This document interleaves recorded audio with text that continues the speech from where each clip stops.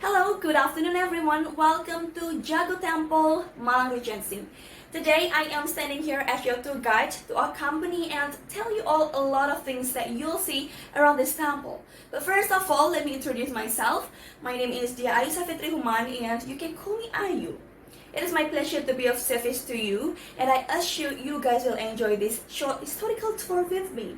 Just take it easy because it won't be boring for you, and if you have something to ask, just let me know because answering your question is my duty and all my time is for you. Before entering the temple, I'd like to tell you some rules. So the first rule is please be aware of the building construction because this is 100 years old construction, which means the durability and the strength are totally different with modern building, so it is prone to collapse. And then the second rule is smoking is prohibited here. And then the third rule is please don't change the arrangement of stones in this temple. And then the fourth rule is please don't scribble on objects in this heritage environment. And then the last rule is please don't litter other than in the trash.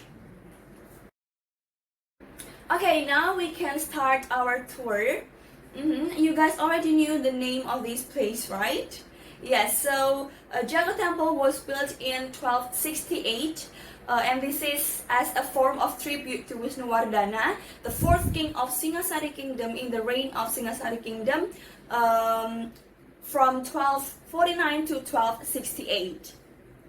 For your information, the original name of Jago Temple was Jajagu, but people tend to choose Jago instead of Jajagu. Okay, now please follow me. Get closer in front of this temple. There are Kala and Archa. As you can see, there is only the head of Banaspati, which usually placed above the temple door. So Kala is the embodiment of Banaspati, which is a forest ranger. Because the temple building symbolizes a Meruman, which is filled with the dense forest, so Kala is used as an antidote to the evil influences. And also, there is a headless statue called Amokapasa statue as an embodiment of King Wisnuwardana. For your information, this temple have not been restored since 1843 until now, so that the temple or the building now is still in the original shape because there is no excavation. And then the foot of this temple has 3 multi-story terraces, and going up, the foot core of this temple gets smaller so that on the first and the second floors there is a corridor that can be passed to surround the temple. And if you guys want to go to the upper floor, there are 2 narrow stairs on the left and on the right side of the front, so you can go through those 2 stairs. And now let's have a look. So this temple is filled with relief panels that are neatly sculpted from the feet to the walls of the upper room, and there is no empty spaces because all spaces are filled with various decorations in the fabric of stories which contain the element of letting go. So this reinforces the notion that this temple is closely related to the death of Wisnuwardana. And then the relief on these walls has Hindu and Buddhist teaching. For the Buddhist teaching is reflected on the lowest terrace, and it is about Tantrika Mandaka story and the Kunjakarna story, while on the second terrace is about the continuation of Kunjakarna story and an excerpt of Mahabharata story which contain of Hindu teachings, namely Partayajana and Arjuna Viwaha. So this relief is divided into 6 segments, and the Mahabharata story is the widest reliefs than the others. So after this, I'll tell you a short story about Mahabharata. Please listen carefully. This story tells about the life of the 5 Pandava who lived in the forest after being expelled from the kingdom.